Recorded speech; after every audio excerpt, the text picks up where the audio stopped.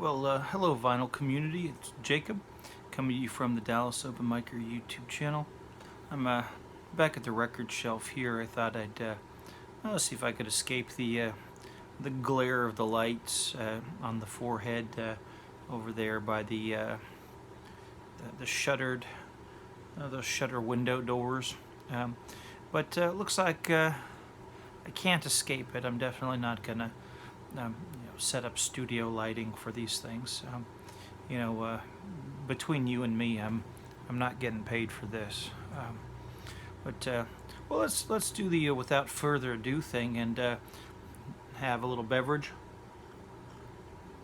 Got some coffee,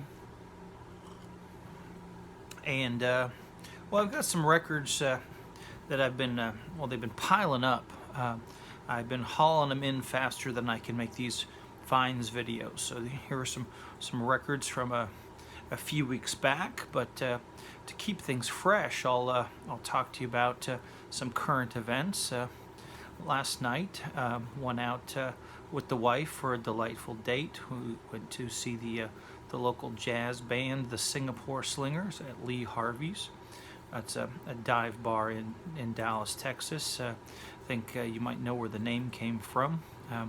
Got to see the band fronted by Matt Tolentino, a Dallas native now based out of Cincinnati, who regularly returns to Dallas. And this was the first time the missus and I have gone to see him perform since the COVID hit us, and so that was a great joy, going back to the old days, 2019, when we'd get out and do stuff, take it for granted. But anyway, then today, boy, was I pooped.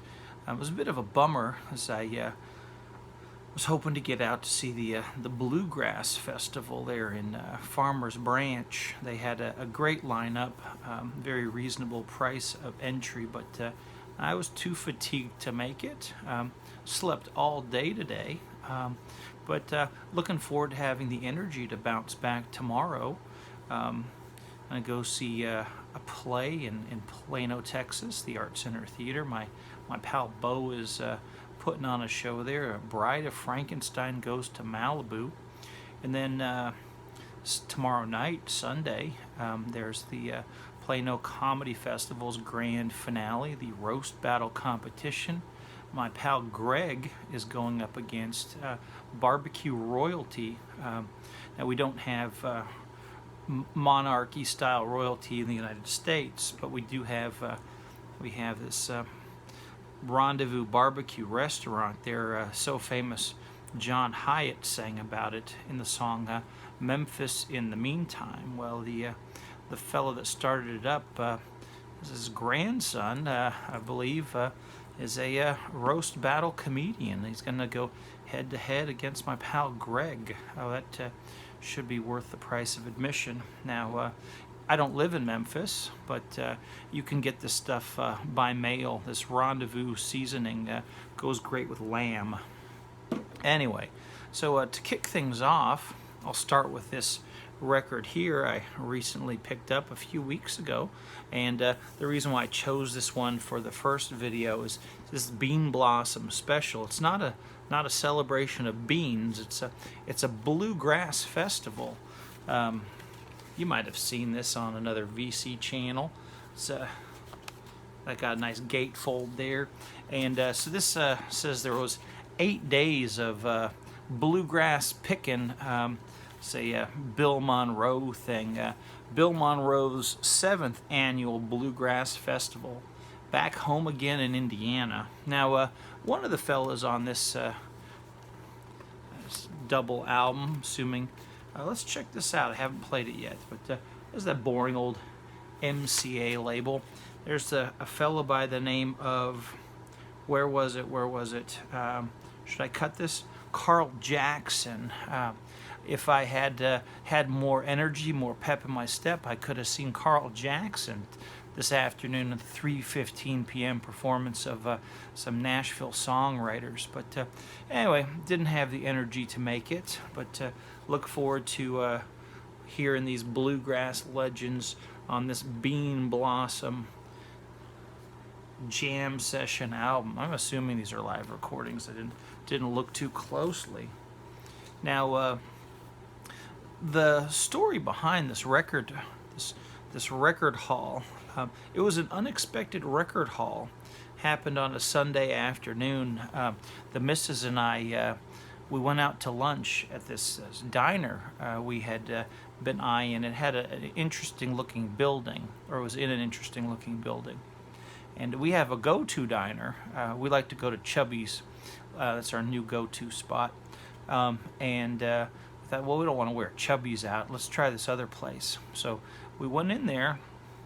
I ordered a chicken fried steak, and I found there was a very long black hair on my food. And well, naturally, I wasn't going to be eating that. My wife's food was hairless, and you know, she was eating her food, but I had a long black hair on it, and you know, it turned out to be kind of a blessing because the food wasn't very good, so I was able to return it. I don't like eating or paying for food that's really bad, and you know, being an overweight man, you don't want to waste the calories and, you know, pile on to your situation if the food's not even good.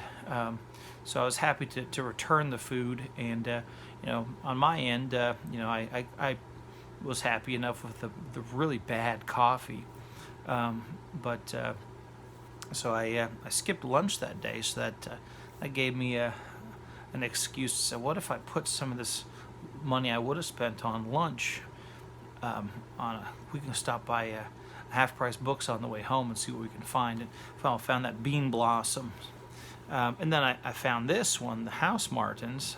This is one my wife has on the CD, and played this one in the car, and I picked this one out, and my wife said, I thought you didn't like these guys.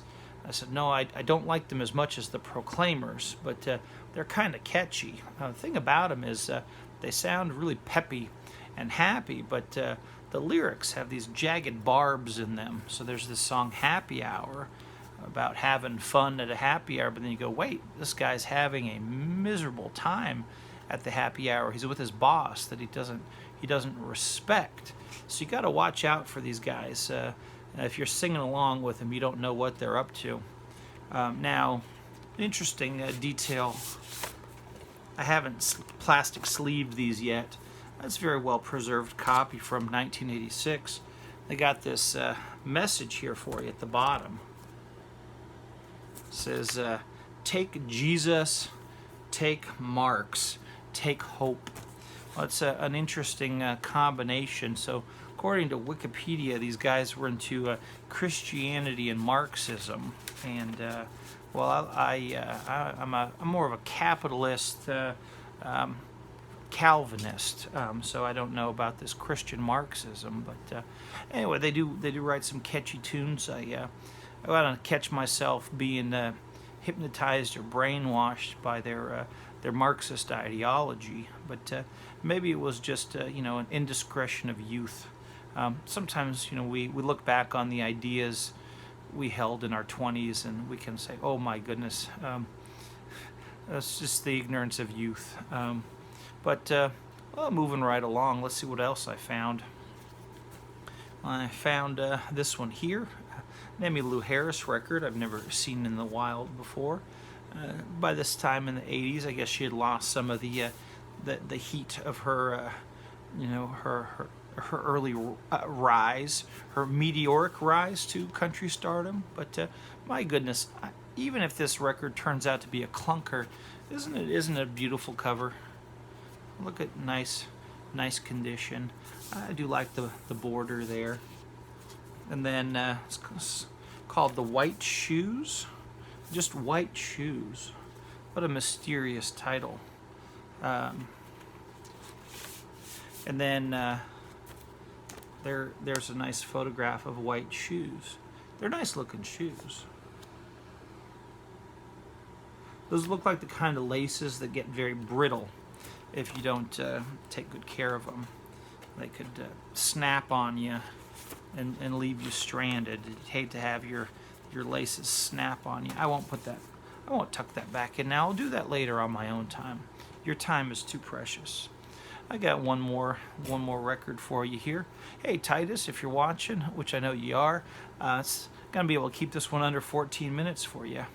Here's Emmylou Harris Profile number 2. It's like a best of or greatest hits volume 2. And you can see she looks quite happy there. This haircut kind of reminds me of Ian McShane on Lovejoy, right there. Pretty cool. Cool jacket. You know, you'd make bad decisions in the 1980s. It's forgivable. But well, that's my video for you. I think I'll make some more tonight if I have the energy in me. I'll make another sip of coffee. The wife's gone to bed. I got the place to myself, and what could be better than making videos of myself talking by myself, you know, in front of a camera. That things to wee small hours of the morning, Saturday night, Sunday morning. I'm having a blast. Anyway, take another sip. I'll give you a see you later wave, and hey, maybe you should watch one of these videos over here. They could be a lot of fun.